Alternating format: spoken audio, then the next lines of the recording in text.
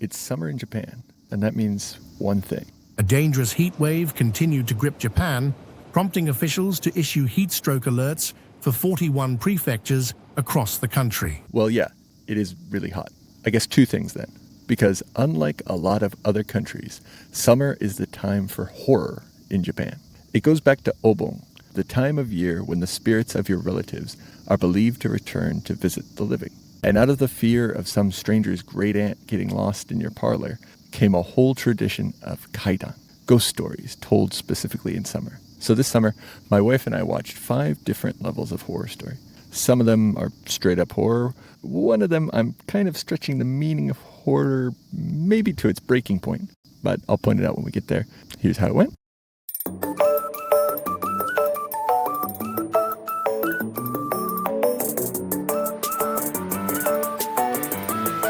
Hello, I'm Tom Scullin, a language teacher living in Japan, and welcome to Like My Anime, the podcast where we use ghosts and urban legends to talk about Japanese media, language learning, and life in Japan.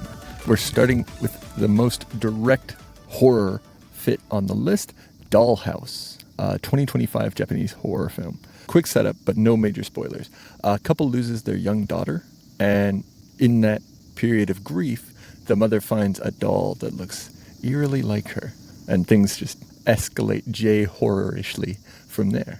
What I really liked about it, the director, Shinobu Yaguchi, is actually known for comedies. This is a genre jump, but you can feel that background in how the first act plays almost like a family drama before it gets into the horror. And grief, that grief is the actual engine of the movie, not the jump scares. Based on the premise, you might be quick to write it off as a cheap Annabelle or The Conjuring remake, but there is a lot of J-horror flair in the execution of this common living doll premise. I'm definitely not going to spoil where it ends up, but I will say the ending is either cathartic or deeply upsetting, depending on how you read it. But that might be the theme for today. Next up is Human Vapor. Quick context, this is a 2026 Netflix series, Japanese-Korean co-production, and it's a reboot of a 1960s Toho Tokusatsu film. So there's this 60-year-old sci-fi horror premise getting a modern, much darker treatment. The cold open is some pretty intense body horror. A man is infiltrated by this living cloud, and it does not go well for him. The Netflix original shows generally seem to have much better production quality and tell, if not better, at least more morally interesting stories than their terrestrial Japanese counterparts. But back to the body horror. From there, it actually turns into an investigative crime drama. There's a detective pulling the threads on what happened, and the structure, spooky mystery plus procedural, is a perfect mashup of two great flavors that taste great together. The ending of this one is probably the happiest we're going to get today, but even still, there's some questions in that final scene. Okay, full transparency, our next one, Sins of Kujo, is not strictly horror. It's definitely not supernatural. This is more on the hell is other people level. My wife put me onto this one last week, actually. And once I explain the premise, you'll get why I couldn't leave it out. It's a legal drama, a lawyer who takes on the cases nobody else will. Gangsters, ex-convicts, people operating way outside the lines of sympathetic client.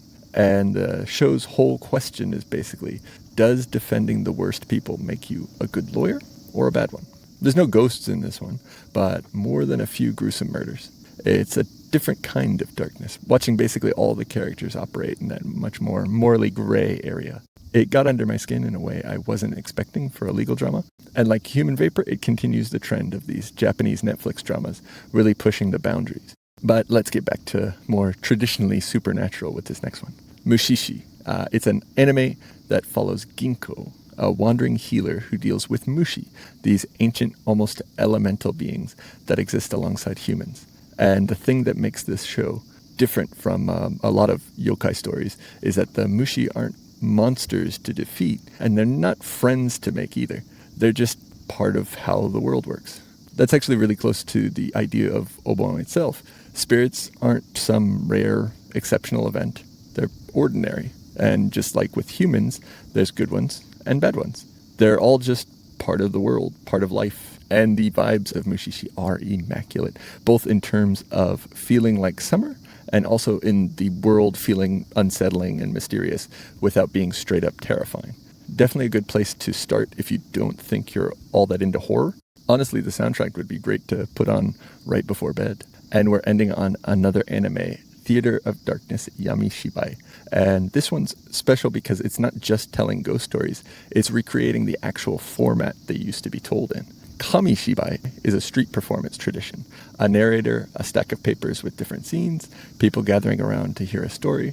That's basically the direct ancestor of the kaidan ghost story tradition, remade for the anime age. And Yami Shibai's episodes are these ultra-short bursts, a few minutes each, which mirrors how these stories would have actually been told out loud in one sitting around a group of people. The scariness of each story is kind of all over the place, but since they are so short, it's easy to binge a whole season without realizing it. Similar to Dollhouse and Mushishi, Yami Shibai draws on a lot of urban legends, mythical creatures, and everyday situations to really drive everything home. For an oversimplified shorthand for a North American audience, think of this as basically an anime version of scary stories to tell in the dark. The art style is probably less dramatic, though. So, a haunted doll, a man made of gas, a lawyer who will defend anyone, a wandering healer, and a paper theater full of ghost stories. 5 completely different horror stories, but all perfect for summer. If this changed how you think about horror season, good, that was the point. But I'd love to hear from you about your non-October horror picks. I want to see what I'm missing. But yeah, thank you for exploring some Japanese media and culture with me today, and hopefully you have a spooky summer. Have a nice day.